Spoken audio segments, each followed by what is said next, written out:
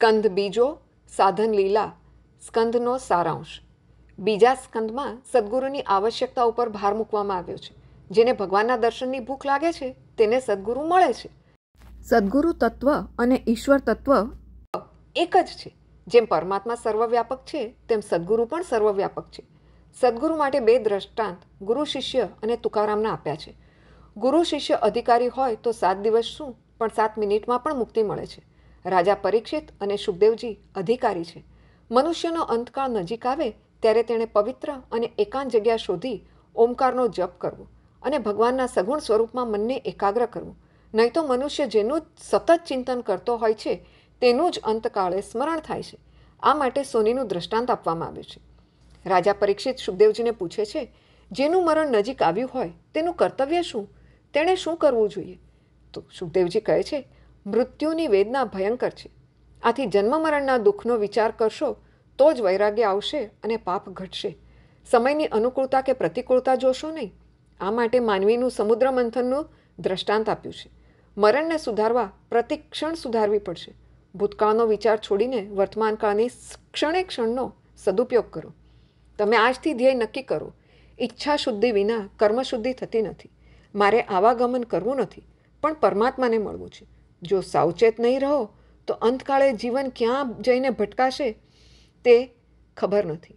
માનવ શરીર ભોગ માટે નહીં પણ ભગવાનને પ્રાપ્ત કરવા માટે મળ્યું છે.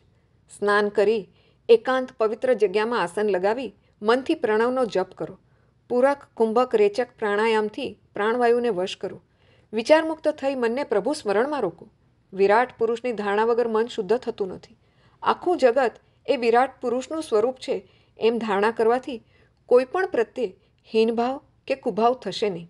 પછી ભગવાનનું ધ્યાન ધરો.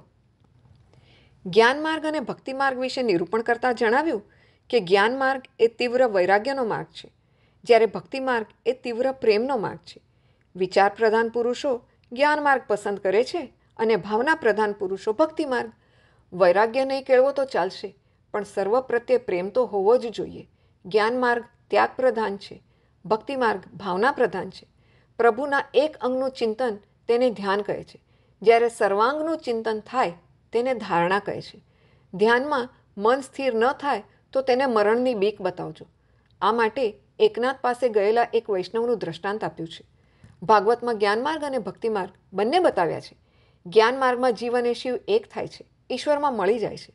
ભક્તિની શરૂઆત દ્વૈતથી થાય છે પણ સમાપ્તિ અદ્વૈતમાં થાય છે. ભક્તો અને ભગવાન જુદા રહી શકતા નથી. આ માટે સીતાજી અને ત્રિજટાનું દ્રષ્ટાંત આપ્યું છે. જ્ઞાન માર્ગે કે ભક્તિ માર્ગે જવા માટે પ્રથમ મનુષ્યે ભોગનો ત્યાગ કરવો જરૂરી છે. તે ભોગના ત્યાગ વગર આગળ વધી શકશે નહીં. માટે ધીરે ધીરે સંયમ વધારો. સતત શ્રી કૃષ્ણનું ધ્યાન થશે જેથી મુક્તિ મળશે. દેહાભિમાનના નાશ માટે સુખદેવજી અને રાજા જનકનું દ્રષ્ટાંત આપ્યું છે. રાજા પરીક્ષિતે પૂછ્યું, ભગવાને પોતાની માયાથી સૃષ્ટિની રચના કેવી રીતે કરી? સુખદેવજી કહે છે, ભગવાનને એકમાંથી અનેક થવાની ઈચ્છા થઈ. પરમાત્માએ 24 તત્વો ઉત્પન્ન કર્યા પણ આ 24 તત્વો કોઈ કાર્ય કરી શક્યા નહીં. ત્યારે પરમાત્માએ એક એક તત્વમાં પ્રવેશ કર્યો અને એ તત્વને દિવ્ય ચેતન શક્તિ પ્રાપ્ત થઈ. બ્રહ્માજીના તપથી પ્રસન્ન થઈને નારાયણે તેમને દર્શન આપ્યા. તેમણે બ્રહ્માજીને ચતુશ્લોકી ભાગવતનો ઉપદેશ કર્યો. પ્રભુ કહે છે, જગત ન હતું ત્યારે હું જ હતો. જગત રહેશે નહીં ત્યારે પણ હું જ રહીશ. જેમ સ્વપ્નમાં આપણું જ મન અનેક રૂપે દેખાય છે તેમ જાગૃત અવસ્થામાં પણ અનેકમાં એક દેખાય છે. ઈશ્વર વિના બીજું દેખાય એ ઈશ્વરની માયા છે, જે ન હોવા છતાં પણ દેખાય અને ઈશ્વર સર્વમાં હોવા છતાં પણ દેખાતા નથી. આ જ માયાનું કાર્ય છે. આ માયાની શક્તિઓ આવરણ અને વિક્ષેપ છે. માયાના દર્શન કરવાની ઈચ્છા ધરાવતા સુદામાજીનું દ્રષ્ટાંત છે. માયાના 3 પ્રકાર છે: સ્વમોહિતા, સ્વજન મોહિતા, વિમુખજન મોહિતા. માયાને તરવા માટે પરમાત્માના શરણે જવું જોઈએ. મનુષ્ય સર્વ સમયે સર્વ સ્થળે પરમાત્માનું શ્રવણ, કીર્તન અને સ્મરણ કરવું જોઈએ.